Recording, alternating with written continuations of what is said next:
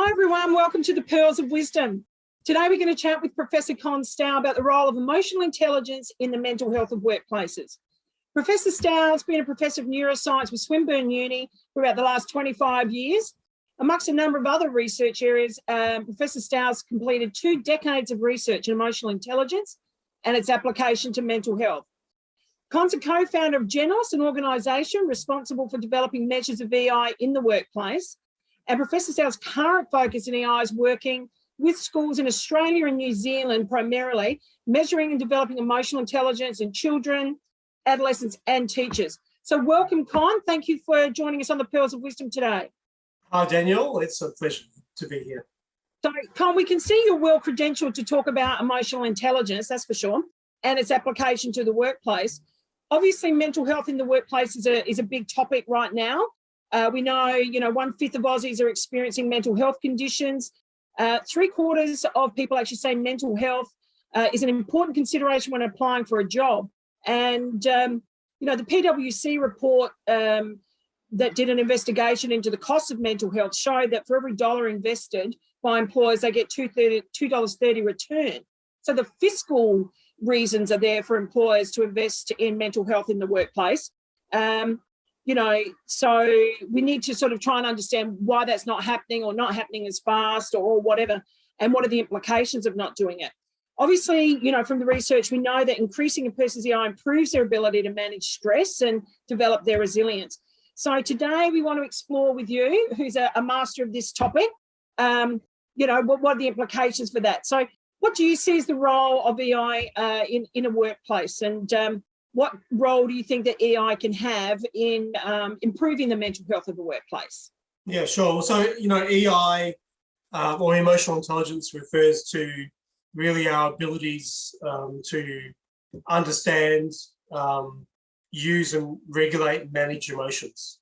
And so emotions are really fundamental to, absolutely everything we do. Emotions tell us what's right, what's wrong, if we're on the right path, if we're on the wrong path. They help us understand people. They help us develop empathy and communicate with others.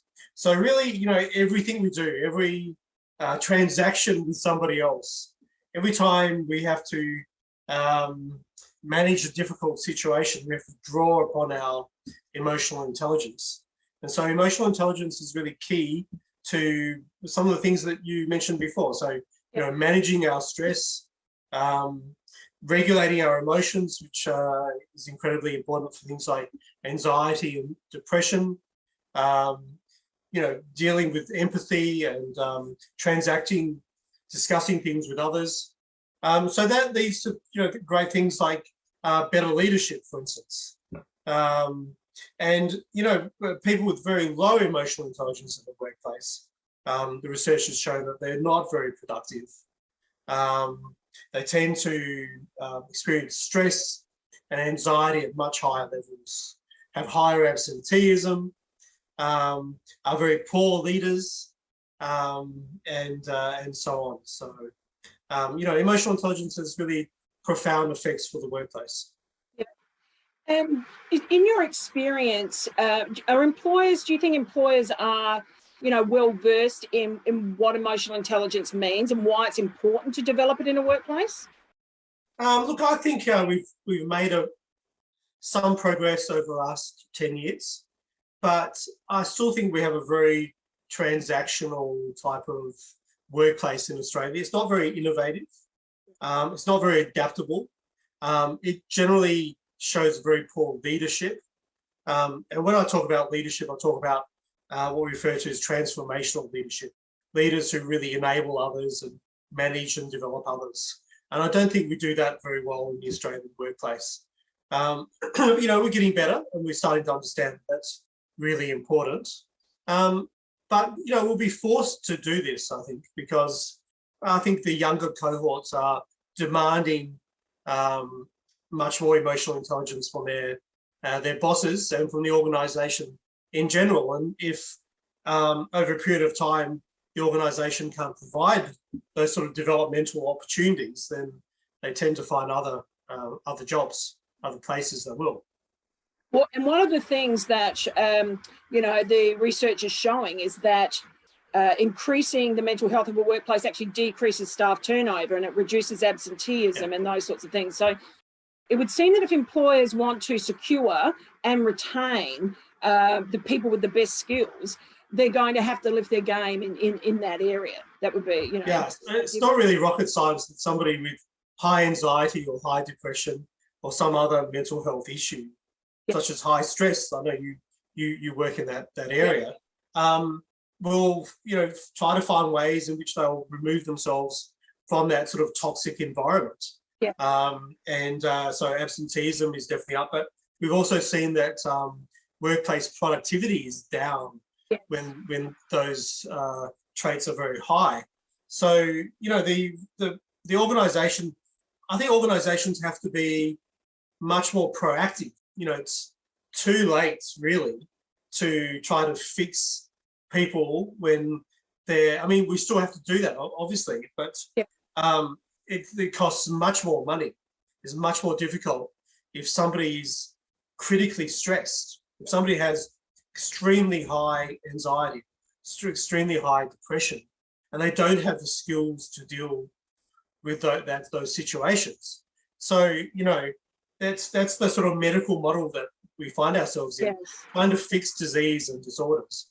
And what we really need to do is be much more proactive in the workplace. And I used to do some work around EI in the workplace, and I realized that we have to be even more proactive than the workplace and start off at schools, because they'll be the next generation of Australian leaders and workers. And so we have to build the capacity, the emotional intelligence of children, adolescents, and people in the workplace in general. So obviously, if we're teaching kids in school, they're going to be coming out of school with those greater expectations of employers. So as we go along in time, obviously, yes, those people that are coming out and entering the workforce are going to be looking for employers that demonstrate, higher expectations and behaviours in those areas. No doubt about that, and opportunities to grow and to be heard, and for their emotions to be managed effectively, so they can experience positive emotions, not negative emotions in the workplace. It's all about developing the right culture in the workplace. So, Con, what are some of the things that you think employers can do, specifically sort of nuts and bolts? What are some of the nuts and bolts things they can do to improve the mental health of their workplace and develop EI? Well, definitely structured programs around giving employees the skills around understanding emotions, managing emotions, giving employees the opportunities to learn and to develop are key. Structured programs around transformational leadership, incredibly important, that people are starting to look after each other and understand each other. And not Band-Aid programs either. These are competencies that some people really struggle with, and we have to help them gain them. But they also really have to develop the right culture in which employees are heard and understood. Employees want adaptable workplaces and not stressful workplaces. They want to feel like they're listened to, and they're developing, they're growing, they have great opportunities for learning and work-life balance, and to really experience well-being. So, Con, you're doing a lot of work in schools, obviously, and with teachers and whatnot.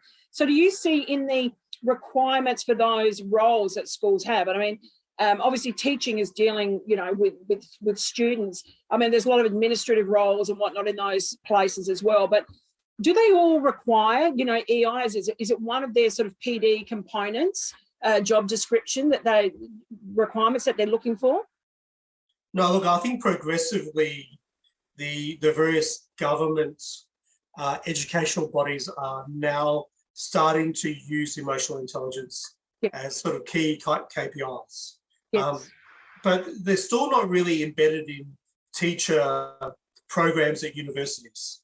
So emotional intelligence for universities is almost non-existent.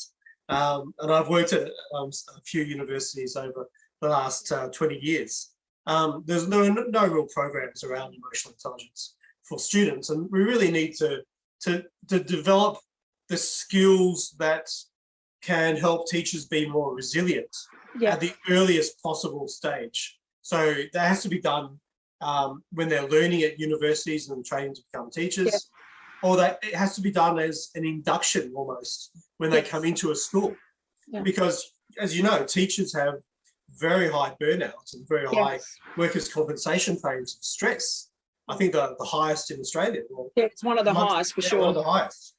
And as you know, it's so hard to really reverse that when they experience those really heightened levels of stress and burnout. So, I think it's so important that schools start to really employ strategies around identifying teachers who have high emotional intelligence and developing emotional intelligence in all teachers. And next year we'll be releasing an online emotional intelligence program specifically designed for teachers. So it's interesting, you talked about at university, it wasn't in the teaching program. Are you aware of any degrees that emotional intelligence is taught to as a component of the degree, of people that are working with people at least? Not really, but there are some emotionally intelligent lecturers and professors scattered throughout universities in Australia. And is it serendipity? It's just serendipity, is it, that they are? Absolutely. Absolutely. And in fact, probably the way that academics get selected is usually not to consider emotional intelligence. It's really about their academic skills, the number of papers, and how much they've been published. Things like that.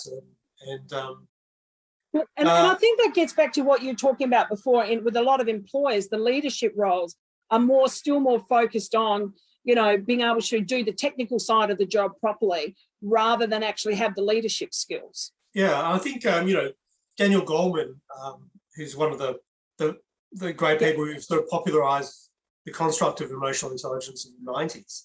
He's talking a lot about this, that essentially your IQ or your cognitive ability really help you get into an organisation, but they're not really helpful. So helpful once you're in that organisation, because really you're competing against similar people with similar IQs and cognitive ability. The thing that's differentiating people once they're in an organisation are their interpersonal skills, such as emotional intelligence.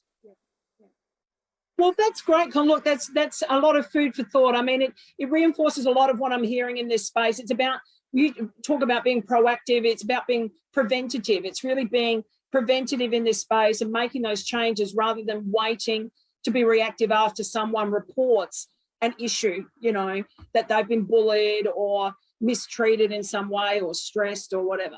Absolutely. And, obviously we can make a huge difference to people's lives in terms of the experience of positive emotions and how they deal with stress. But from an economic perspective as well, it's so much cheaper for us and cost-effective to have proactive programs around teaching children and people in the workplace these skills than to deal with the consequences of not having those skills.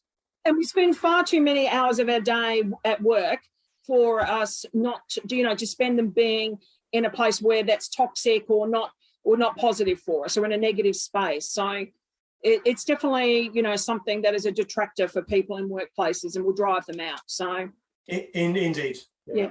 So look, thank you very much for your time. Could talk to you all day about this, as you know, and it was lovely to speak to you. So thank you very much, and hope we could do this again sometime. Thanks, Danielle, for having me. No worries. Thanks, Con. Yeah.